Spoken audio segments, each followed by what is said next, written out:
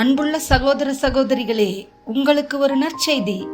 நாம் வரவிருக்கும் 2025ஆம் ஆண்டு ஜனவரி 1 365 நாட்களுக்கும் 365 தலைப்புகளின் கீழ் வேத வசனங்களை வாசித்து பகிர இருக்கிறோம். நீங்கள் இதை அனுதினமும் கேட்டு தியானித்து ஆசீர்வாதத்தை பெற்றுக்கொள்ளுமாறு கேட்டுக்கொள்கிறோம். அது மட்டுமல்ல, இதை சப்ஸ்கிரைப் செய்து உங்கள் நண்பர்களிடமும் பகிர்ந்து கொள்ளுமாறு அன்புடன் கேட்டுக்கொள்கிறோம். நன்றி.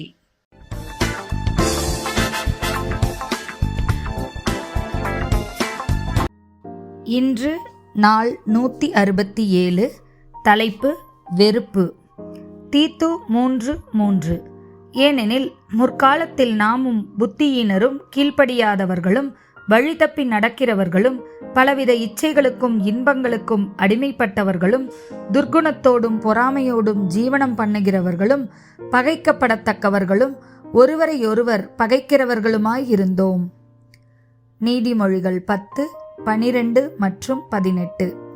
பகை விரோதங்களை எழுப்பும், அன்போ சகல பாவங்களையும் மூடும். பகையை மறைக்கிறவன் பொய் உதடன், புறங்கூறுகிறவன் மதிகேடன். 1 யோவான் 3:14-15. நாம் சகோதரரிடத்தில் அன்பு கூறுகிறபடியால் மரணத்தை விட்டு நீங்கி ஜீவனுக்குட்பட்டிருக்கிறோம் என்று அறிந்திருக்கிறோம்.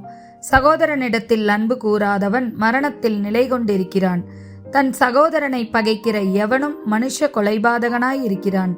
மனுஷ கொலைபாதகன் எவனோ அவனுக்குள் நித்திய ஜீவன் நிலைத்திராது என்று அறிவீர்கள். மத்தேயு 5:43-48 வரை. உனக்கடுத்தவனை சிநேகித்து உன் சத்துருவை பகைப்பாயாக என்று சொல்லப்பட்டதை கேள்விப்பட்டிருக்கிறீர்கள். நான் உங்களுக்கு சொல்கிறேன், உங்கள் சத்துருக்களை சிநேகியுங்கள், உங்களை சபிக்கிறவர்களை ஆசீர்வதியுங்கள், உங்களை பகைக்கிறவர்களுக்கு நன்மை செய்யுங்கள், உங்களை நிந்திக்கிறவர்களுக்காகவும் உங்களை துன்பப்படுத்துகிறவர்களுக்காகவும் ஜெபம் பண்ணுங்கள். இப்படி செய்வதனால் நீங்கள் பரலோகத்தில் இருக்கிற உங்கள் பரமபிதாவிற்கு புத்திரராய் இருப்பீர்கள். அவர் தீயோர் மேலும் நல்லோர் மேலும் தமது சூரியனை உதிக்க பண்ணி நீதியுள்ளவர்கள் மேலும் அநீதியுள்ளவர்கள் மேலும் மழையை பெய்ய பண்ணுகிறார். உங்களை சிநேகிக்கிறவர்களையே நீங்கள் சிநேகிப்பீர்களானால் உங்களுக்கு பலன் என்ன? ஆயக்காரரும் அப்படி செய்கிறார்கள் அல்லவா? உங்கள் சகோதரரை மாத்திரம் வாழ்த்துவீர்களானால் நீங்கள் விசேஷித்து செய்கிறது என்ன? ஆயக்காரரும் அப்படி செய்கிறார்கள் அல்லவா?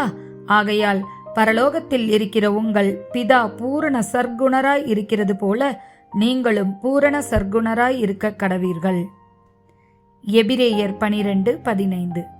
ஒருவனும் தேவனுடைய கிருபையை இழந்து போகாதபடிக்கும் யாதொரு கசப்பான வேர் முளை தெலும்பி கலகம் உண்டாகிறதினால் அநேகர் தீட்டுப்படாதபடிக்கும். கலாத்தியர் 5:19-21. மாம்சத்தின் கிரியைகள் வெளியரங்கமாய் இருக்கின்றன. அவையாவன: விபச்சாரம், வேசித்தனம், அசுத்தம், காமவிகாரம், விக்கிராராதனை, பில்லிசூனியம், பகைகள், விரோதங்கள், வைராக்கியங்கள், கோபங்கள், சண்டைகள், பிரிவினைகள், மார்க்கபேதங்கள், பொறாமைகள், கொலைகள், வெறிகள், களியாட்டுகள் முதலானவைகளே. இப்படிப்பட்டவைகளை செய்கிறவர்கள் தேவனுடைய ராஜ்யத்தை சுதந்திரிப்பதில்லை என்று முன்னே நான் சொன்னது போல இப்பொழுதும் உங்களுக்கு சொல்கிறேன். ஆமென்.